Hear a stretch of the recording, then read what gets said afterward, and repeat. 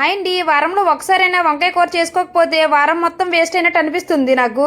అందుకోసమని ఈ రోజు గుత్తొంకాయ వండుతున్నాను. ఒకసారి ఎలా చేస్తానో చూసేయండి. వంకాయల్ని మధ్యలో కట్ చేసుకొని సాల్ట్ వేసిన వాటర్ లో అయితే వేసుకున్నాను. ఒక ప్యాన్ లో ఆయిల్ వేసుకొని కట్ చేసుకున్న వంకాయల్ని వేసుకుని బాగా ఫ్రై చేసుకోవాలి.